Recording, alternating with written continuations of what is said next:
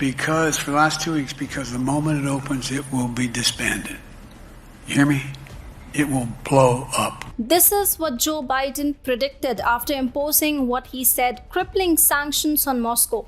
Now Putin has proved him wrong. Let me explain how.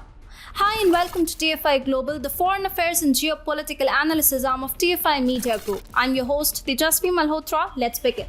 Russia had issued a list of unfriendly nations in early March following the imposition of sanctions on Moscow in the aftermath of Russian invasion of Ukraine. The list included nations like the US, Japan, Australia, Singapore, and Taiwan. It also included all EU states that Russia considers hostile towards it. And now Putin has a task for them.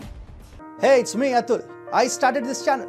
We started small, we went big. Suddenly, the Whitey police was after us. We dodged and ducked, but the algos got us really bad. So we designed our own app. It's free. We never asked for money, we never will.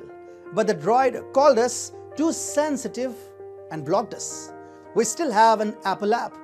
Join us and fast, because if you don't, we will cease to exist. Check out the link in the description.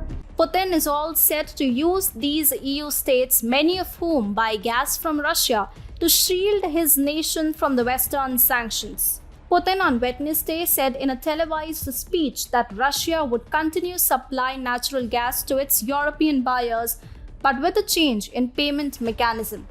He said the changes will only affect the currency of payment, which will be changed to Russian rubles.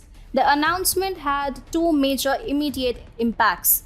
Russia's Belgorod currency reported a 10% spike against the US dollar, and gas prices in Europe were sent soaring.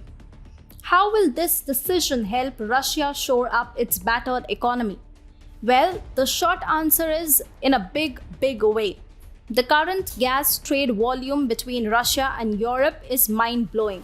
Data shows that Europe has imported Russian gas worth $800 million a day this year so far, despite widening sanctions on Moscow. Till now, the EU importers were paying Russia in dollars for the gas imports, but sanctions have rendered Russia's dollar assets worthless. Today, Russia can't trade in dollars. The sanctions had essentially cut Moscow off from about of its $640 billion worth of foreign currency reserves. So Russia is now forced to take some concrete actions to help its economy. Not only is the nation striving to establish parallel trading mechanisms with big economies like India and China, but is also taking effective measures to strengthen its own currency. Now, EU buyers will first have to buy Russian ruble before buying Russian gas. This in turn will ratchet up the ruble's demand in the international market, which will result in higher ruble valuation against the dollar. Europe will now have to buy rubles worth $800 million every day to support their gas trade with Russia. This will end up softening the sanctions blow on Moscow in epic proportions. This is indeed a massive ruble strike by Putin on the Western nations. Media reports also indicate that Russia could also be using cryptocurrency to evade sanctions.